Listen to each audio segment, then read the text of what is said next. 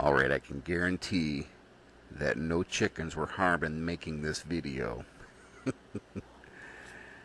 You know, I'm not making $1 million on YouTube, so might as well have some fun with my vacuum sealer and see if this thing will crack an egg. Check this video out.